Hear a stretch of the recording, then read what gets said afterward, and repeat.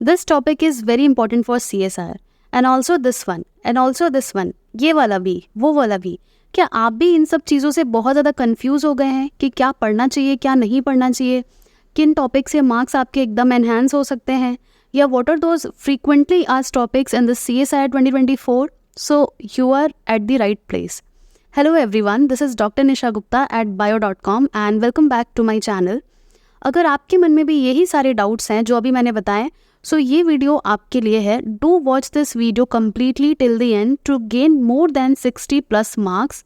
यानी अगर आप चाहते हैं कि आप इंश्योर कर ले अपने मोर देन 60+ मार्क्स, सो ये वाला वीडियो आपको एंड तक देखने की ज़रूरत है, because I have compiled all the important topics that can be asked in this exam. So आपको मल्टीपल इधर उधर वीडियोज़ ढूंढने की ज़रूरत नहीं है. जो मैंने सीरीज़ चलाई है अपने bio.com पे, उसी के सारे वीडियोस की कंपाइलेशन आप इसे बोल सकते हैं, ताकि आपको बहुत ज़्यादा इधर उधर टाइम वेस्ट ना करना पड़े. So watch the single video and if you like my efforts you can hit the like button so that it will motivates me a lot and subscribe my channel for more such videos. Let's solve the first question, that is heterozygotes advantages derives from mating with unrelated partners, independent assortment in meiosis, the swapping of genetic code with recombination or different alleles at the same locus. So this is a basic question that can be asked in the CSIR B section as well as it can be asked in your set examination. So it is about the heterozygotes. So basically heterozygotes उन्हें बोला जाता है an individual having two different alleles of a particular gene, so giving rise to varying offspring. It means जैसे हम लोग बहुत commonly जो traits होते थे pea plant के उसको पढ़ते थे, that capital T and small t, this is a heterozygote. It means it has a two different alleles for a particular gene. So the heterozygote's advantage derives from what?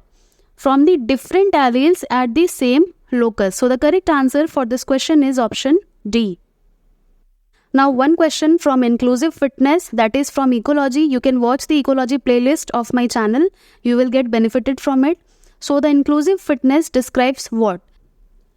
The reproductive success of an organism and its relatives, the selective advantage of group selection, the selective advantage of assortative selection, the selective advantage of stabilizing selection. So as we all know, जो inclusive fitness होता है वो related है किससे? Altruistic behaviour से. Now what is altruistic behaviour? यानी अगर दो एनिमल एक दूसरे से रिलेटेड हैं तो जो हेल्प होगी, एक इंडिविजुअल दूसरे इंडिविजुअल की हेल्प तभी करेगा जब वो उससे बहुत ज़्यादा रिलेटेड हो. इट मीन्स कि वो उसका किन हो या फिर उसका रिलेटिव हो. सो इंक्लूसिव फिटनेस ये बताता है कि कोई भी किसी की हेल्प तभी करता है, इंश्योर तभी करता है किसी की हेल्प करना जब वो उसका रिलेटिव हो. एंड ऑल्सो इंक्लूसिव फिटनेस जो है वो एक थ्योरी है एवोल्यूशनरी बायोलॉजी में, in which an organisms genetic success is believe to be derived from cooperation and altruistic behaviour.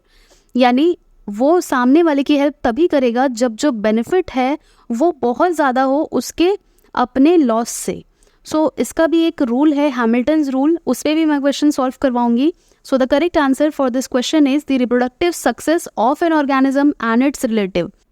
सीधी सी बात है, if you are willing to help anybody, firstly you will help your siblings rather than anybody else. So inclusive fitness भी वही है and the correct answer for this question is option A. Now the third question, which of the following is not a source of genetic variation? Inversion, transcription, migration or deletion?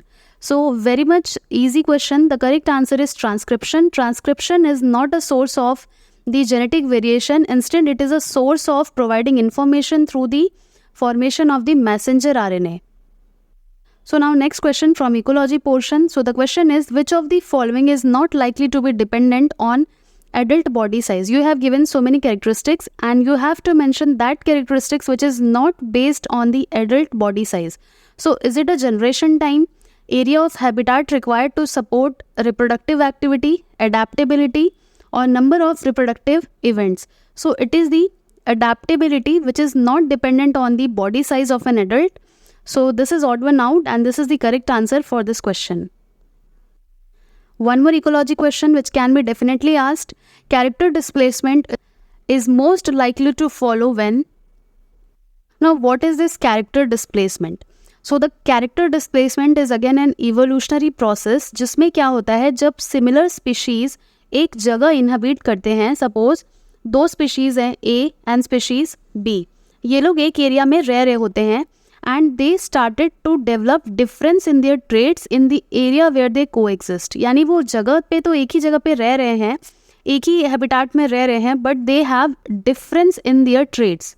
सो ये बहुत बारी किस लिए होता है, to compete for the resources for reproduction mainly, यानी कि उनको कम्पीट करना है रिप्रोडक्शन के लिए, रिप्रोडक्टिव मेट फाइंड करना है, तो उसके लिए उनके बीच में क्या होता है, अगर दोनों ही सेम परफॉर्म करेंगे तो क्या हो जाएगा, स्कार्सिटी हो जाएगा उनके मेटिंग के लिए, उनके फूड के लिए। So they start to diverge their behaviour to को एग्जिस्ट।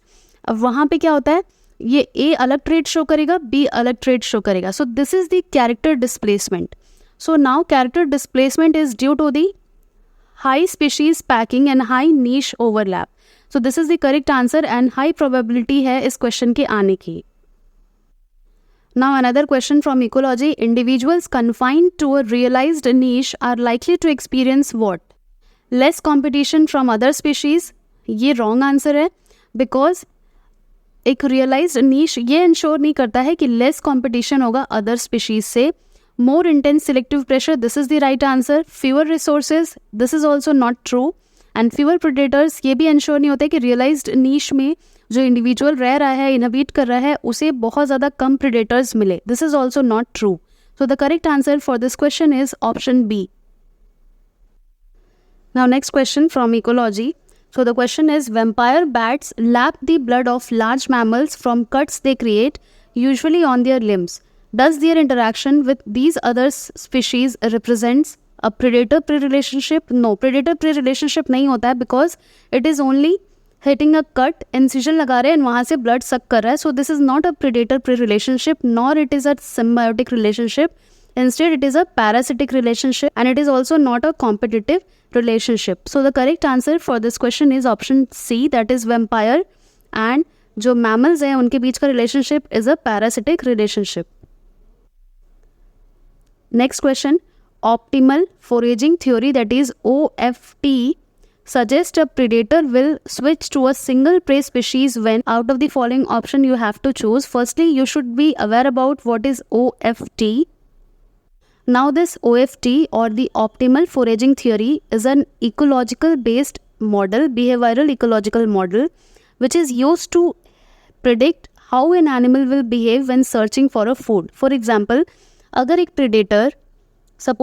प्रीडेटर निकला है फूड के सर्च में एंड उसको बहुत सारे ऑप्शंस दिख रहे हैं फूड के, suppose option number 1, option 2, option 3, so it will think कि वो डिसाइड करता है कि उसे फर्स्ट वाला आइटम खाना है, सेकेंड वाला आइटम खाना है या फिर थर्ड वाला आइटम खाना है. So how it will decide, वो कैसे डिसाइड करेगा कि उसे कौन सा खाना है.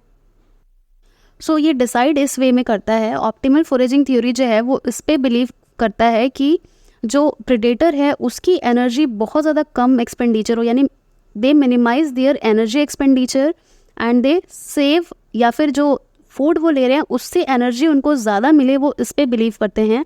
एंड वो डिसाइड इस हिसाब से करते हैं कि अगर उसे फर्स्ट ऑर्गेनिज्म को खा के ही ज़्यादा एनर्जी अगर मिल जा रहा है बजाय इन तीनों को खाने के, so why it will waste its time to eat the second and third species. So criteria ये होता है कि अगर सिर्फ एक स्पीशीज़ को ही खा के उसे उतनी एनर्जी मिल जा रही है जितनी तीनों को खा के मिल सकती थी, तो वो तीनों को खाने में टाइम वेस्ट करेगा कि सिर्फ एक खा जाएगा. सो ये होता है optimal foraging theory in simple words.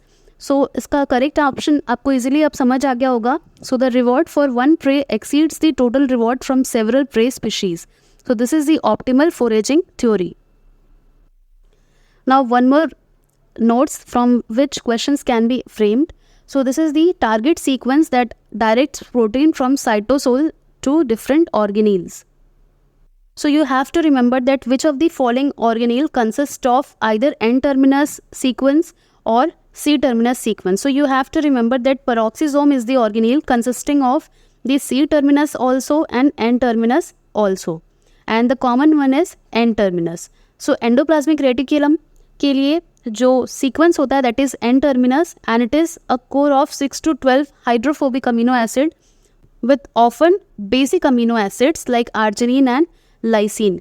Now mitochondria so अगर माइटोकॉन्ड्रियल मैट्रिक्स के सिग्नल सीक्वेंस की बात करें, so it is N terminal, it is amphipathic and it has 20 to 50 residues in length and usually with arginine and lysine residues on one side and hydrophobic residue on the other side. Chloroplast का भी यहाँ पे mention है. So you have to remember कि अलग से feature क्या है, कुछ यूनिक या फिर स्पेसिफिसिटी क्या है एक ऑर्गेनील के सिग्नल सीक्वेंसेस की. So you have to remember that ये मैचिंग फॉर्म में ये क्वेश्चन आ सकता है. Now I have already mention this type of topic in my previous video as well. I am again repeating कि ये कंपाइल्ड वीडियो है ताकि आपको बहुत ज़्यादा इधर उधर टाइम वेस्ट ना करना पड़े. So this is the another important topic that can be asked in the matching form और else in the B section, that the selectable marker genes along with its substrate. So the common one is neomycin phosphotransferase NPT2, which use G418 kanamycin, neomycin and peromycin as its substrate. And apart from that, hygromycin phosphotransferase, that is HPT, which uses hygromycin as a substrate. And इसके अलावा sulfonamide you have to remember gentamicin, streptomycin phosphotransferase, that is SPT, which uses streptomycin. And इसके अलावा DHFR, that is dihydrofolate reductase, which use methotrexate as its substrate for selection. And इसके अलावा ये जो EPSP है जो मैंने पहले भी अपने बहुत राउंड्स में बताया है, ग्लाइफोसेट राउंडअप जिस नाम से मिलता है ये. एंड इसके अलावा जो ये PSB जीन है, bromoxynil, all these things are important. So remember it. अगर इनमें से आप जितना मैंने टिक किया उतना भी आप पढ़ लेंगे, so you will be able to find out the right answer through the combination या option elimination method. So don't miss it and do revise this topic for sure. Now let's solve a question related to the same topic that we just now studied. So you have to match the selection agent along with the gene or the substrate. So the kanamycin is a substrate for which gene?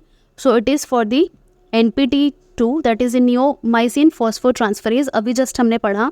And hygromycin जो है it is for the HPT and phosphinothresin is for BAR gene and mannose is for PMI. So the correct answer for this question is option A. So इस type का matching format में question आपको probably देखने को मिल सकता है. Now one more question जहाँ से क्वेश्चन आने के चांसेस हैं ड्रग्स पे. So don't miss it because this is an important question. You have to match the plant natural product along with the class of drugs it provide and its source plant. The first class of plant natural product is rizapine. So it is a commonly used drug to treat the high blood pressure and also it is used to treat the severe agitation in patient with mental disorder.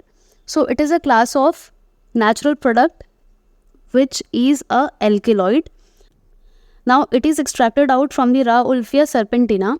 So third का जो matching है P का 3 and जो group 3 है उसका क्या होगा D. P3D आपको किस में दिख रहा है?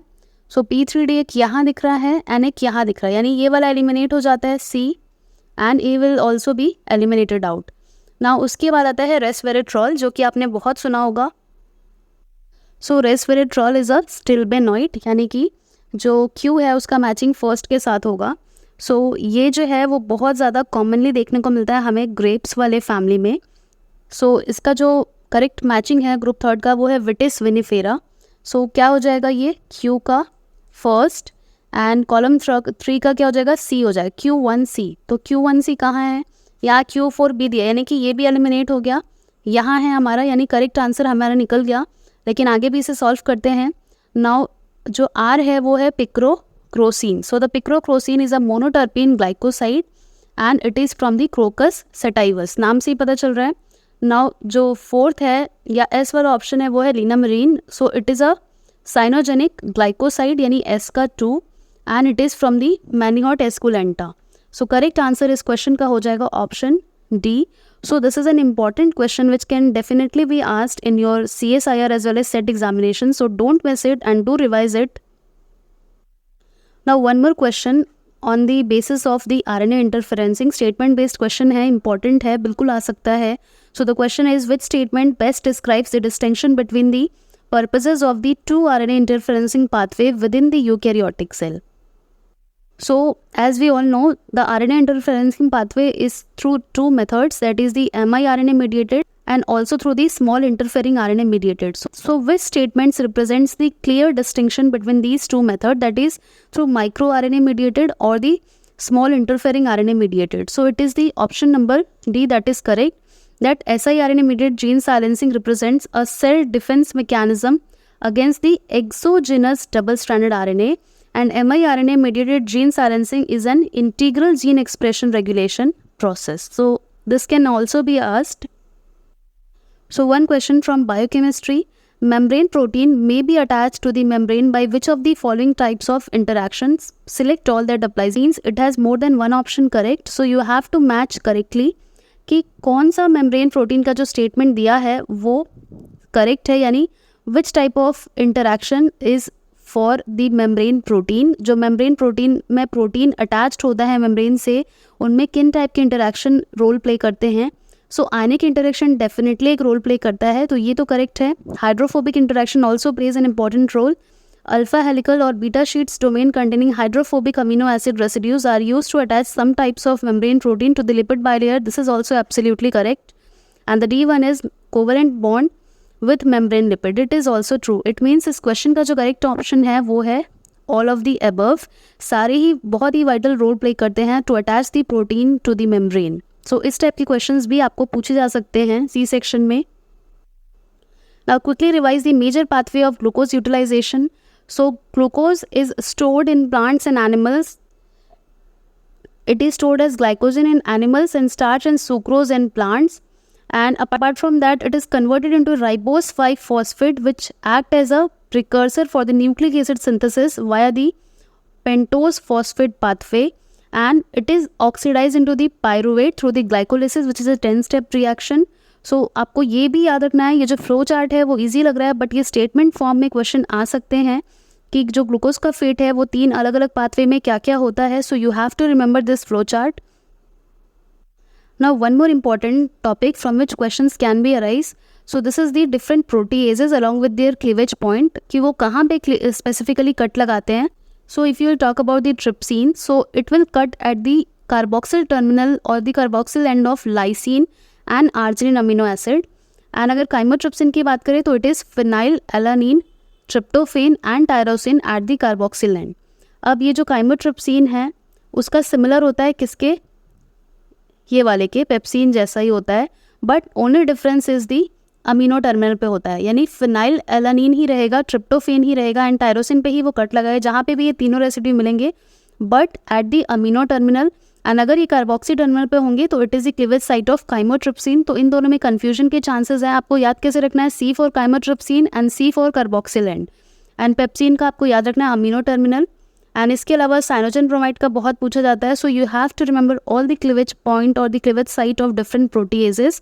अगर आपको क्वेश्चन आता है कि स्ट्रेच ऑफ पॉलीमर है, पॉलीपेप्टाइड है, अगर उसमें कट लग रहा है ट्रिप्सिन से 2 जगह तो कैसा होगा. जैसे कि अगर ये पॉलीपेप्टाइड का स्ट्रेच है, यहाँ पे अगर एक कट लगेगा तो 2 फ्रैगमेंट्स मिलेंगे, और अगर यहीं पे 2 कट्स लग गया तो 1 और 2 कितने फ्रैगमेंट्स हो गए, 1, 2 and 3. So accordingly you have to answer थोड़ा सा एनालाइज करके कि कितने कट लग रहे हैं, कितने पार्ट्स में वो डिवाइड होगा. ना वन मोर क्वेश्चन जो हर बार पूछा जाता है प्लांट बायोटेक्नोलॉजी से, the different insert capacity of different vectors starting from the plasmid to the human artificial chromosome which has the highest capacity of about more than 2000 kilobase pairs. And अगर हम लोग बात करें प्लाज्मिड की तो सबसे lowest होता है जिसका होस्ट होता है E coli. It has only about 0.1 to 10 kb of insert capacity. And अगर बैक पूछ दिया जाए अचानक से या कॉस्मिड पूछ दिया जाए तो आपको ध्यान रखना है starting from the plasmid, then bacteriophage lambda, फिर कॉस्मिड, उसके बाद बैक होता है जिसका बैक यानी bacterial artificial chromosome. And yeast artificial chromosome सबसे हाईएस्ट होता है HAC. अगर HAC नहीं दिया है तो you have to select YAC, that is yeast artificial chromosome. So you also have to work out on the different insert capacity of different vectors. ये भी मैचिंग कॉलम क्वेश्चन है and it is very much obvious in the B section because ये एक easy topic है, तो ये B section में बहुत आता है. एंड ऑल्सो ये जो क्वेश्चन है वो सेट के लिए भी बहुत ज़्यादा इंपॉर्टेंट है. Now again in another important topic from the plant biotechnology section only. So different enzyme along with its function. So the question जो है वो मैचिंग फॉर्मेट में तो आ ही सकता है, साथ ही साथ इंडिविजुअल फॉर्म में भी आ सकता है कि जो अल्कलाइन फॉस्फेटेज है उसका फंक्शन क्या है, DNase 1 है उसका फंक्शन क्या है, क्लिनाउ फ्रैगमेंट क्या है, and RNase H, S1 nuclease. So जो अल्कलाइन फॉस्फेटेज है it removes the 5' phosphate group of DNA. DNase 1 जो है degrades the double stranded DNA and Klenow fragment जो है वो प्रोटीलेटिक प्रोडक्ट होता है इकोलाई डीएनए पॉलीमरेज 1 का। उसके अलावा जो आरएनएज एच है, it degrades the RNA strand of the DNA RNA hybrid. S1 nuclease is responsible for degrading the single stranded DNA particularly. And जो T4 डीएनए पॉलीमरेज है is a DNA polymerase with 3' exonuclease activity. T7 DNA polymerase आया तो DNA polymerase and similarly 3' exonuclease activity. So ये एक chart मैं provide कर रही हूँ ताकि आपको एक ही जगह पे सारी चीज़ें मिल जाए, आपका टाइम वेस्ट ना हो बहुत ज़्यादा रिसोर्सेज को ढूंढने में इधर उधर।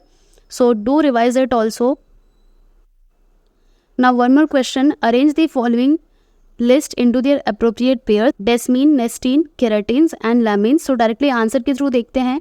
सो desmin is found in the muscle tissues, nestin is a neuroepithelial stem cells, keratins epithelial tissues में देखने को मिलते हैं, lamins are found in all eukaryotic cells. So क्या है ये एग्जैक्टली वो देख लेते हैं pointers. So desmins has a supportive function in muscle cells particularly, when nestin has an unknown function, its function is not yet revealed in the neuroepithelial stem cells. Keratins provide mechanical strength, as we all know, in epithelial tissues, and lamins from the nuclear form the nuclear lamina, which is found in all eukaryotic cells. So this is the pointers which can be asked. Single form में भी आ सकते हैं, like आपको पूछ दिया जाए कि डेस्मीन क्या है, नेस्टीन क्या है, एंड केराटिन तो आप बता पाएंगे, एक्स्ट्रा सेलुलर मैट्रिक्स अगर आपने पढ़ा होगा तो। सो डेस्मीन एंड नेस्टीन आपको ध्यान में रखना है। Now one question from the cell signaling part, the target cell of a lipid soluble hormone such as cortisol are able to respond to it because which of the following? So you have to mention the correct option. So as the lipid hormone like cortisol respond to their target cell, इसमें किसका major role होता है, यानी वो कैसे respond कर देते हैं अपने target cell में। So their genome includes the appropriate transcriptional response element, no. They have membrane bound cell surface receptor, ये भी नहीं। Only target cell express appropriate cytosolic receptor so that वहाँ पे क्या हो, लिपिड soluble hormone जाके bind कर पाए, यानी जो टारगेट सेल्स हैं वो ही स्पेसिफिकली साइटोसोलिक रिसेप्टर्स शो करती हैं, उनके अलावा वो कोई शो नहीं करता है, सो दैट बाइंडिंग ना हो पाए, false binding. So this is the right answer, यानी इस क्वेश्चन का राइट आंसर है only target cell express appropriate cytosolic receptor so that वहाँ पे जाके हार्मोन बाइंड कर जाए एंड अपना सिग्नल ट्रांजैक्शन शुरू करें।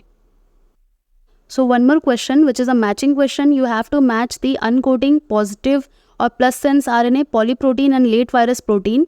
So let's see the answer. So uncoating is related to the release of viral nucleic acid into the host cell, and जो plus sense RNA होता है that can be translated directly by the host cell ribosome. Polyprotein is the usual initial product of the translation of viral mRNA. It virus proteins are the viral structural proteins produced following the replication of the viral nucleic acid. So इस type के जो matching question हैं जो थोड़ा सा आपको tricky लगे वो भी बिल्कुल आने के चांसेस है। ये माइक्रोबायोलॉजी से था, सो इसके पॉइंटर्स देख लेते हैं। सो जब भी होस्ट सेल में एंट्री लेता है वायरस, सो इट्स अनकोटिंग, यानी कि जो कैप्सिड है वो अनकोट होता है, यानी अपना न्यूक्लिक एसिड जीनोम वो इंसर्ट करता है होस्ट सेल में। ये जैसे वायरस है वो एंट्री लेगा यहाँ पे, तो कैप्सिड अनकोट होगा एंड यहाँ पे वायरल जीनोम क्या हो जाएगा, एंट्री कर लेगा। Now if the genome is a plus sense RNA, it can be directly translated by the host cell ribosome to produce a single polypeptide और polyprotein. And apart from that, early virus proteins are produced before the virus genome is replicated, but as the name suggests, late virus protein, which are normally the structural component of the virus and are produced after the genome replication. Late इसलिए because it is produced after the genome replication, and early virus protein are those protein which are produced before the viral genome replication. So ये सारे pointers आपको पूछे जा सकते हैं। So this is all for today. I don't want to make such a longer video so that it will be very much difficult for you to watch. So आप इस कम time में ज़्यादा से ज़्यादा गेन कर पाए, ये मेरा पर्पज़ है, एंड इसका ही सेकेंड पार्ट मैं अपलोड करूँगी कल. So do watch that and thank you so much for watching.